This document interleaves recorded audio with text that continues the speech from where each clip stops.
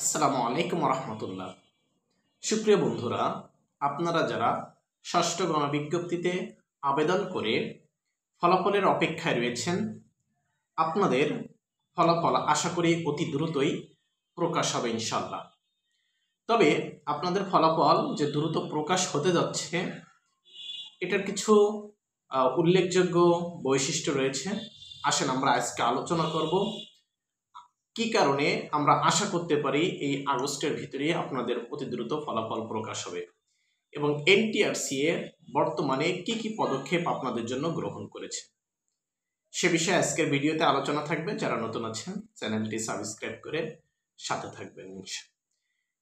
সুপ্রিয় বন্ধুরা, আপনারা জানেন এনটিআরসিএর যিনি চেয়ারম্যান ছিলেন, অর্থাৎ আপনাদের ভাইবার সময়ে যিনি চেয়ারম্যান ছিলেন, চেয়ারম্যান স্যারকে বদলি করা হয়েছে।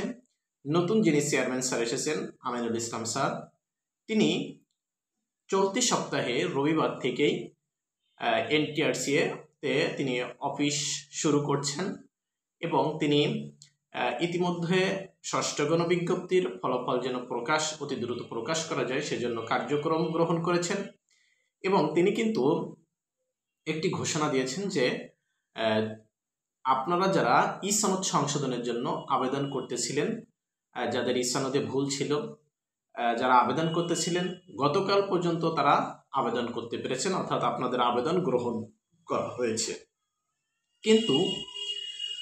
কিন্তু আজকে থেকে বলা হচ্ছে যে ই সনদ সংশোধনের জন্য আর কোনো আবেদন গ্রহণ করা হবে না।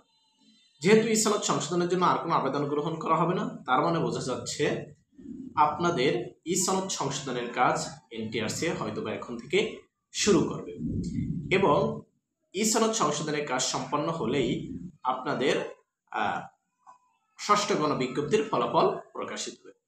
আরেকটা যে বিষয় উল্লেখযোগ্য সেটি হচ্ছে আইনি কিছু জটিলতা ছিল মামলা সংক্রান্ত, অর্থাৎ যাদের বয়স 35+ হয়েছিল তারা হাইকোর্টে রিট করেছিল।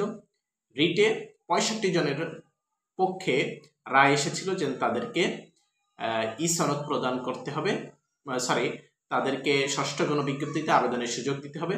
কিন্তু এনটিআরসি এটার বিরুদ্ধে আপিল করেছিল। সেই আপিলে গতকালকে রায় হয়েছে যে তারা আর ষষ্ঠ গণবিজ্ঞপ্তিতে আবেদন করতে পারবে না। সেক্ষেত্রে বোঝা যাচ্ছে আইনি জটিলতা যেগুলো ছিল সেই জটিলতাগুলো কিন্তু ইতিমধ্যে শেষ হয়ে গেছে।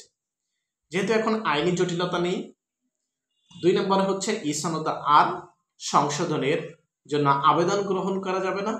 সেক্ষেত্রে উল্লেখযোগ্য এই দুটি কারণে কিন্তু আপনাদের এই এনটিআরসিএতে ষষ্ঠ গণবিজ্ঞপ্তির ফলাফল আটকে ছিল।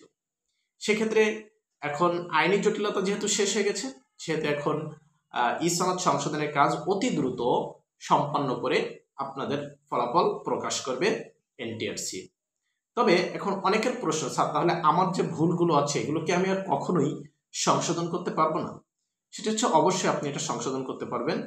সেটি হচ্ছে ষষ্ঠ গণবিজ্ঞপ্তির ফলাফল প্রকাশের পর এনটিআরসির কার্যালয়ে আপনি এটা ভুল থাকলে আপনি সংশোধনের জন্য আবার আবেদন করতে পারবেন। সেক্ষেত্রে এখন আর আপনাকে সংশোধন করার জন্য সুযোগ দিবে না। তার মানে আরেকটা বিষয় যেটা হচ্ছে সেটা হচ্ছে আশা করি আমরা যেহেতু এনটিআরসি ফলাফল প্রকাশ করতে দেরি করেছে, সেহেতু ষষ্ঠ গণবিজ্ঞপ্তিতে একবারেই চূড়ান্ত সুপারিশ দেওয়া হবে এবং চূড়ান্ত সুপারিশ পর্যন্তই আপনাদের চাহিদা থাকা উচিত নয়। কেননা চূড়ান্ত সুপারিশের পরে এমপিওর ক্ষেত্রে যেন আপনাদেরকে অটো এমপিওর ব্যবস্থা করা হয়। কেননা চূড়ান্ত সুপারিশ হলে আপনাদের ভোগান্তি কমে যাবে, অনলাইনের মাধ্যমে আপনারা সকল কার্যক্রম করতে পারবেন। আর অটো এমপিও হলে আপনাদের আর মনে করেন দেরি করার প্রয়োজন হবে না, অর্থাৎ অটো এমপিওতে আবেদন করলেই আপনারা ইন্ডেক্স নাম্বার পেয়ে যাবেন, আর ইন্ডেক্স নাম্বার হলেই আপনাদের বেতন আসা শুরু করে যাবে। তো আশা করি আপনাদের চূড়ান্ত সুপারিশ হোক, অটো এমপিও হোক এবং অতি দ্রুত এনটিআরসি যেন ষষ্ঠ গণবিজ্ঞপ্তির ফলাফল প্রকাশ করে। আশা করি আপনাদের সবার একটা উত্তম রিজিকের ব্যবস্থা হবে। কিন্তু এনটিআরসিতে যে 57,000 প্রার্থী আবেদন করেছেন সবাই কিন্তু জব হবে না। সেক্ষেত্রে কিছু প্রার্থী কিন্তু এখানে বাদ যাবেন এবং কারা কত নাম্বার পেয়ে রিটেনে আবেদন করেছেন একটু কমেন্ট বক্সে জানাবেন।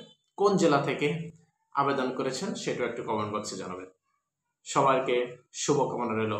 আজকের মতো এখানে বিদায় নিচ্ছি। আল্লাহ হাফেজ।